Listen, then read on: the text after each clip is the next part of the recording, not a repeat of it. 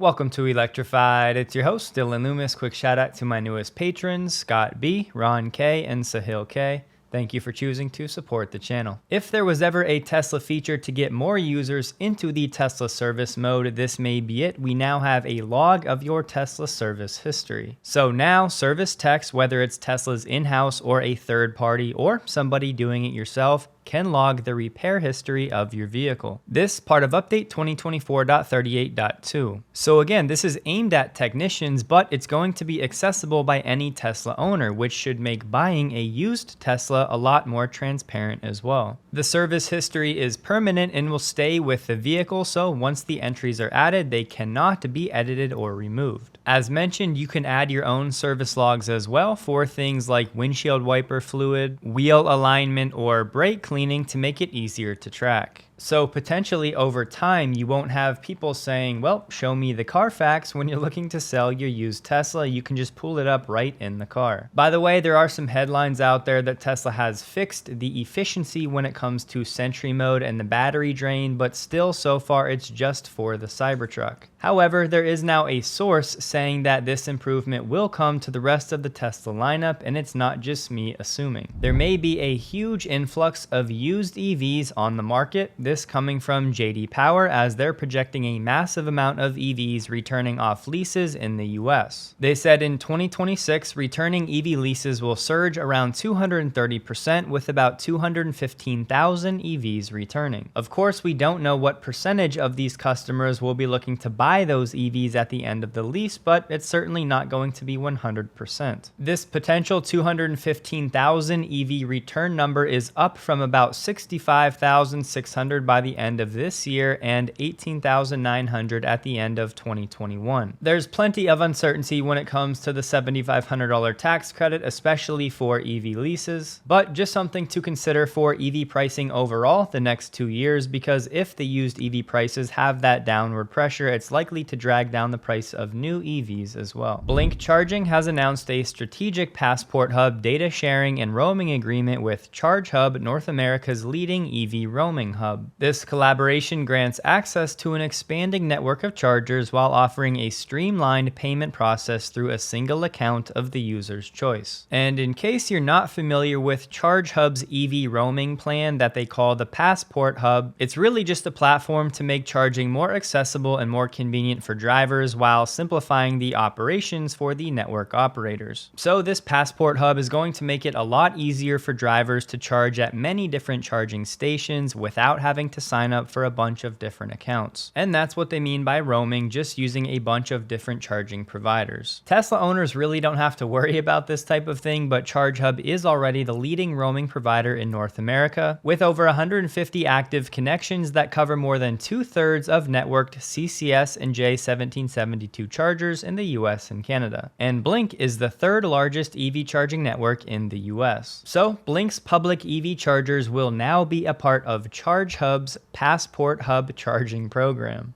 On X, Strength Plan shared a pretty impressive FSD video I wanted to share. Now, I was not able to confirm what version of FSD he's running, but I believe he has a 2022 Model 3, so I'm guessing he's on hardware 3.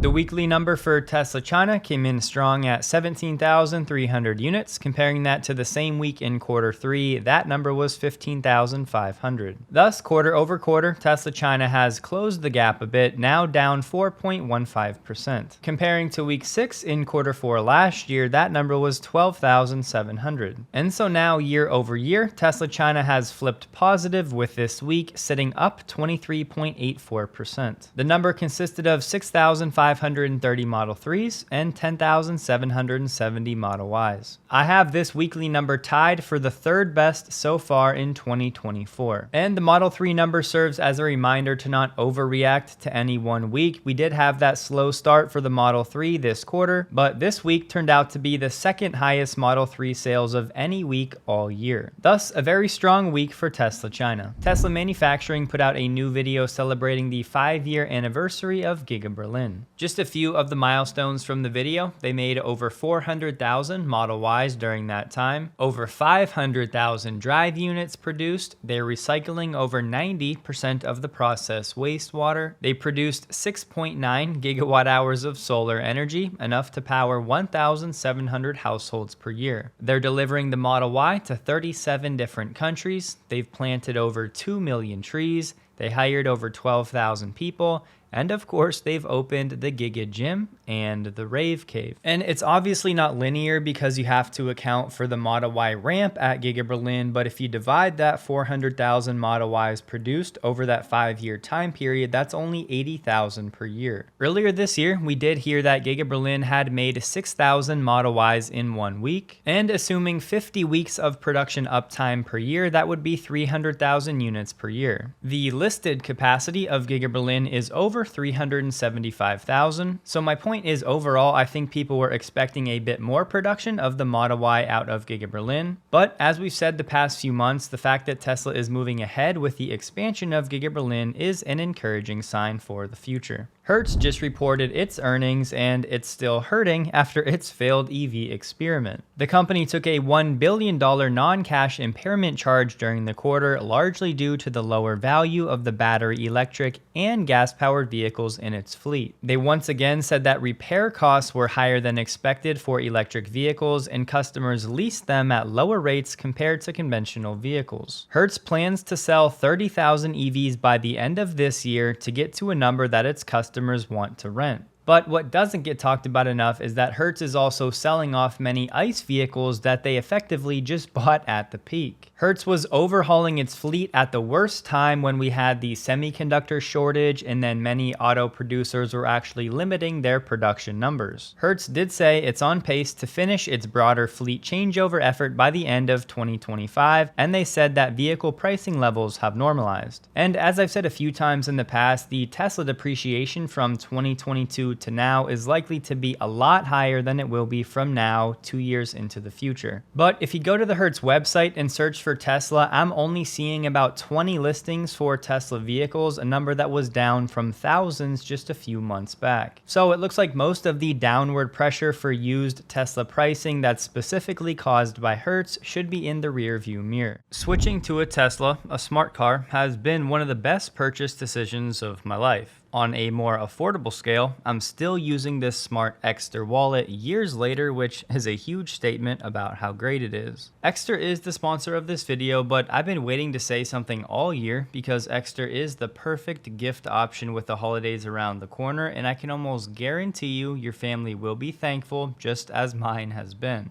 I've now had 5 family members ask about my wallet, and we've gifted a few that have been major hits. Exter continually updates its products, as they now have the Card Holder Pro, which is even more durable, uses no plastic, and can carry 7 cards inside the card ejector. Plus, now there's even more smart add-ons like cash clips and finder cards. My wallet has a spot for an Apple AirTag, which has come in handy a few times, but if you want an ultra slim design, the Apple Finder card works with the Apple Find My app, and you can ring your wallet from anywhere and see where it is on a map. They have plenty of other gifts like book bags that I did use for this trip, and cases and other travel accessories. The holiday sale is live right now, and you can get up to 55% off. Just use my code Electrified at checkout at partner.exter.com/Dylan Loomis, linked below. Bloomberg NEF is reporting that in Germany, their full EV sales are down 61% in August year over year. And we've been covering all year the slowdown of full EV sales across Europe, but the reason you have to be so careful with these 1 month year over year comparisons is you need to know the context for what was happening in that month the prior year. In this case, we had a major pull forward of EV demand because the subsidies were set to go away. Don't get me wrong, full EV demand in Germany is absolutely struggling. I just think it's important to keep that in mind. BNEF also said that EV demand in Europe right now is complicated due to the fact that automakers are holding off launching more affordable EV models until 2025, when vehicle CO2 targets across the bloc toughen again. Because these automakers are already generally compliant with 2024 targets, automakers are under very little pressure to sell additional EVs this year, which, as we know, is just a totally different mindset to the one that Tesla operates in. However, the analysts are saying that EV sales, which do include plug-in hybrids, are expected to be 16.7 million units this year, up from 13.9 million last year, which is roughly 21% growth. Elon congratulated the Powerwall team at Giga Nevada for making 1,000 Powerwalls in a single day. I'll be honest though, it's pretty difficult to draw too many conclusions from the production rate of Powerwalls, as you're about to see. Going back to August 20th earlier this year, Tesla Energy said congrats to Tesla Nevada for hitting a new record of more than 500 Powerwalls in a single shift. But the problem is we don't have any official word anywhere that I can find about how the Powerwall shifts operate. Is there 1, 2, or 3 shifts per day? I could assume, but you know what they say about that, so let's just stick with the most recent 1,000 Powerwalls in a single day. But there was a report in September of 2022 where a site lead at Giga Nevada said that they have exceeded 6,500 units of the Powerwall per week. And if we assume they produced these Powerwalls 7 days per week, that would have been a rate of about 928 per week, over 2 years ago. The site lead also said Giga Nevada produced 37,600 Powerwalls in Q2 of 2022. And that number divided by 13 weeks in a quarter would give us about 2,900 Powerwalls per week. And again, assuming production is 7 days a week, that would be roughly 415 Powerwalls per day. Back in Q2 2022. And 3 months ago, in a video from Tesla, we learned that with the Powerwall 3, Tesla can build one every 25 seconds, which is over 700,000 units per year, or about 9.45 gigawatt hours of capacity at 13.5 kilowatt hours each. And if you divide that 700,000 per year number by 365 days for symmetry, that's about 1,917 per week. So comparing that to this recent update of 1,000 per day, if we assume that same daily production, that would be 365,000 Powerwalls per year, which is about 4.9 gigawatt hours, or about half of the stated capacity according to the video from Tesla. And one more fact for context, between 2015 and 2023, the first 8 years of Powerwall production,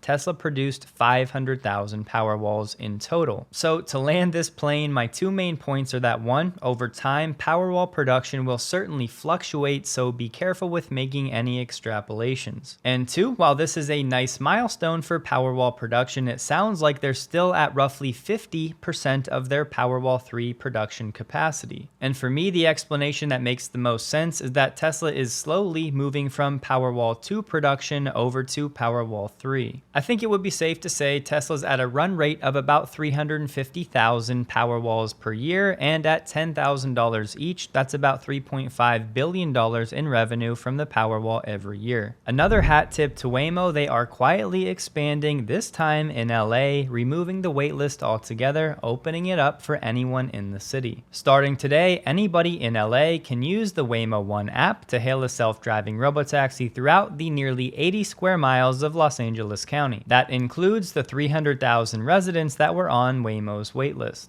LA marks the third and biggest city where the company's robotaxi service is now fully available, joining San Francisco and Phoenix. We know Waymo is partnered with Uber to launch its robotaxi service in Austin, Texas next year. And I can almost guarantee you that internally, Tesla's team is working to be the first driverless robotaxi provider in its home city of Austin. So at this point, the race is definitely on. GM has just unveiled another EV, the 2026 Cadillac Vistic. I don't really want to go into these numbers because by the sounds of things, they're not official, they're just estimates. But for what it's worth, they are saying deliveries are expected to start early in 2025 in the US. This is a 3-row SUV for Cadillac and they're calling it the Baby Escalade. They're saying the SUV will start at just under $80,000. And the nickname is because it'll be closer to a smaller Escalade rather than a larger version of the Lyriq. They're touting an estimated range of 300 miles. So now from a full EV perspective, Cadillac has the Optiq, the Lyriq, the Vistic, the Escalade IQ, and the Celestiq. Just to highlight some questionable reporting from Auto News, specifically Molly Boygan, she said that Tesla itself has acknowledged that it would have to drum up demand for the Tesla Semi, and her proof for that was when Lars said Semi growth will largely depend on our customers' adoption of the product. Semi, growth will largely depend on our customers' adoption of the product. Well, I don't think we're going to be demand limited, honestly. Yeah, which I was going to say, which is like a no-brainer for the Semi because it's really a commodity of total cost of ownership. Yes, exactly. It's good. We have kind of ridiculous demand for the Semi. In that world where it's about how much do I spend to move goods exactly. cents per mile, it's a no-brainer. Yeah, fundamentally, if you've got a Semi where the fully considered cost per mile per ton of transport is better than, say, a diesel truck, any company that doesn't adopt an electric Semi will lose. It's not a subjective thing. It's like of whether do you like it's a competitive. I mean, we want the style. We want to have a beautiful Semi truck, but frankly, if we made an ugly Semi truck, it wouldn't matter. Then further, she said the real hurdle is finding customers for 50,000 electric Class 8 trucks every year. And her argument is the market is limited because just 0.4% of new Class 8 registrations were electric last year. Okay, great. Well, when you consider that the Tesla Semi isn't in production yet and there aren't that many Class 8 electric trucks available in the region, what are you really expecting? As we've said many times in the past, the adoption for the Tesla Semi may be a lot faster than on the consumer side because it's really all about the numbers. Here's one of the only forecasts I could find for the Class 8 truck market in the US and Canada for 2024. The numbers expected to be between 250 and 270,000 trucks. And if that number stays somewhat steady, that would mean Tesla only needs about 25% of that market alone to sell 50,000 semis per year. Max from the supercharger team at Tesla shared a nice graphic where the left we have the traditional build out with excavations compared to the pre-assembled superchargers on the right. And most importantly, he said with the pre-assembled method, the cost savings are being passed on to drivers. Just to highlight the absurdity of some of these Tesla analysts on Wall Street, we have Deutsche Bank with a new Tesla price target. The firm reiterated a buy rating and a $295 price target. Right now, Tesla stock is at $328. So Deutsche Bank is telling you to buy it, but in the next 12 months, they're expecting it to go down over $30 per share. And yet these guys wonder why they get mocked by retail. As Sawyer shared, the Cybercab is now on display at Tesla's Legacy West store in Plano, Texas, if you're in the area. The Tesla stock rally took a breather today, ending the day at $328.49, down 6.15%, while the Nasdaq was down 0.09%. The Tesla volume was 62% higher than the average. Don't forget, check out Exter links below. Take advantage of not only the holiday sale, but also my coupon code as well. I'm telling you, they have a wide variety of options and they really do make excellent gifts for the holidays. Hope you guys have a wonderful day. Please like the video if you did. You can find me on X linked below, and a huge thank you to all of my Patreon supporters.